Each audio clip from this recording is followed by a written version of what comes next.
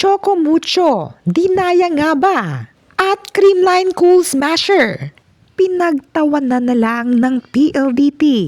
OMG, lahat ng yan ay atin nang alamin ngayon. Naglaban nga kamakailan ang Choco Mucho laban sa Signal Super Spikers. Pinahirapan nga ng Signal ang Choco Mucho sa first set, ngunit bumawi naman ang Choco Mucho sa second set. At sa inaakalay magpapatuloy pa ang kanilang momentum dahil kay Sisi at Ea Laure.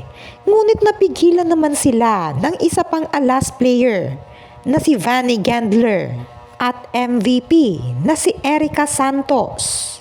Sabi ng iba, nagmayabang daw itong si Erica Santos sa Choco Mucho. Ngunit para sa kanya, naglalaro lamang siya at parte ito ng kanilang dikdikang labanan.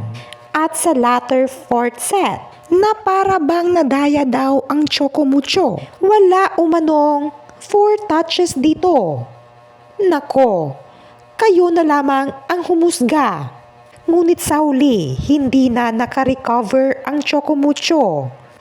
At nanalo ang Signal Super Spikers. At sa next game, laban ng Creamline versus PLDT. Marami ngang na-excite sa labanang ito at sa inakalay aabot pa ito ng 5th set. Dahil labanan ito ng champion versus champion. At marami ang nag-expect para sa Creamline.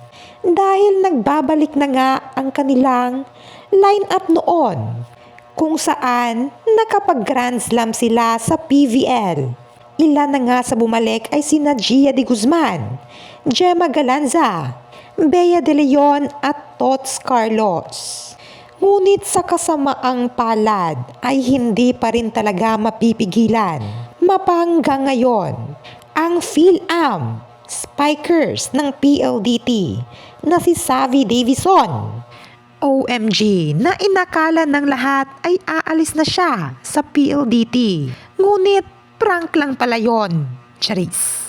Sa huli, natalo ang Creamline in just 3 sets. Kahit nagbalik na ang lahat sa kanila, ngunit wala na talagang magagawa ang Creamline. Since 2024 pa sila natalo laban sa PLDT. At hindi na talaga sila nakapag-bounce back pa sa team na ito dahil kryptonite nila ang PhilAm na si Savvy Davison. At naispatan pa ng mga fans na tinawanan pa ng PLDT player na si Kim Fajardo.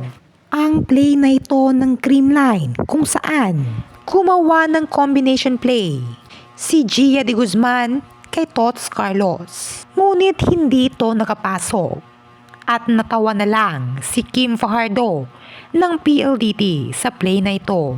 Kayo, ano ang masasabi niyo patungkol dito? Please comment down below.